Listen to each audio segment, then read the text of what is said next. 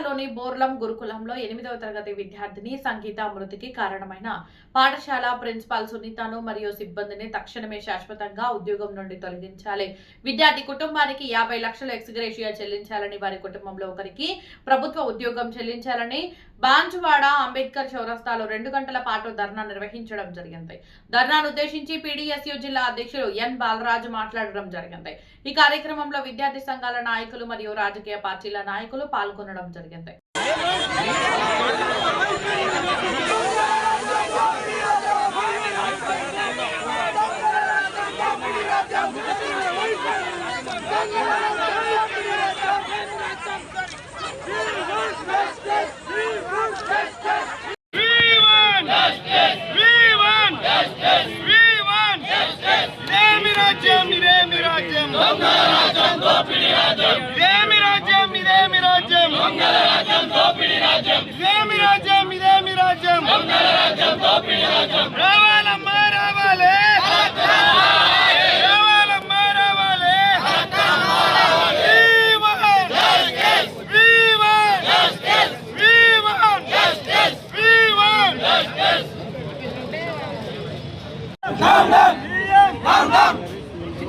చిన్న చూపా విద్యార్థి మరణమై చిన్న చూపా చిన్న చూపా విద్యార్థి మరణమై చిన్న చూపా చిన్న చూపా విద్యార్థి మరణమై చిన్న చూపా చిన్న చూపా విద్యార్థి మరణమై విద్యార్థి మరణం చిన్న చూపా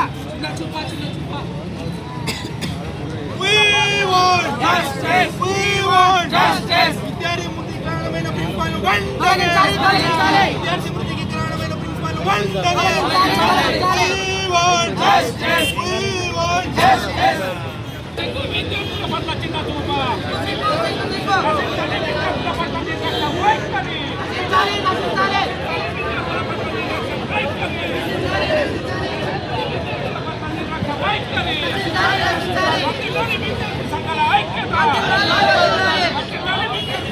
హలో మామ కుట్టాయి సార్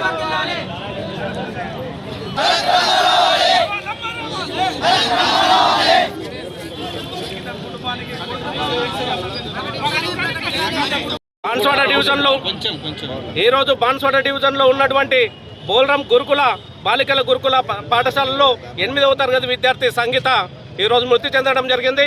అమ్మాయితోటి అక్కడ ఉన్నటువంటి ప్రిన్సిపాల్ పనులు చేయించి ఈరోజు గణతంత్ర దినోత్సవం దినంగా ఈరోజు సంతోషం జరుపుకోవాల్సినటువంటి విద్యార్థి ప్రిన్సిపాల్ పని చేయించడం వల్ల ఈరోజు ఆ అమ్మాయి మరణానికి దూరమై ఈరోజు చనిపోయి మాచురి రూమ్లో పడుకొని ఉన్నది.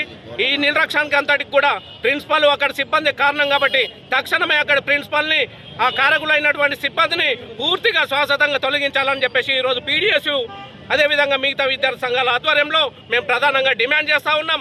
ఈ మృతికి కారణమైన వారిని వెంటనే ఖచ్చితంగా చర్యలు తీసుకోవాలి. లేని పక్షంలో ఎంత మేరకైనా మేము విద్యార్థి సంఘాలుగా సిద్ధమవుతాం, ఉద్యమం చేస్తాం, ఖచ్చితంగా దీన్ని ఖండిస్తూనే ఉంటాము.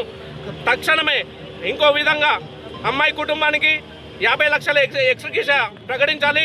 ఆ కుటుంబంలో ఒకరికి ప్రభుత్వ ఉద్యోగం ఇవ్వాలనేటటువంటి ఈ డిమాండ్ని ఖచ్చితంగా తక్షణ ప్రతిపాదికన ఇక్కడ ఉన్నటువంటి ఎమ్మెల్యే గారు చొరవ తీసుకోవాలి. ఆ కుటుంబాన్ని ఆదుకునే విధంగా చూడాలి.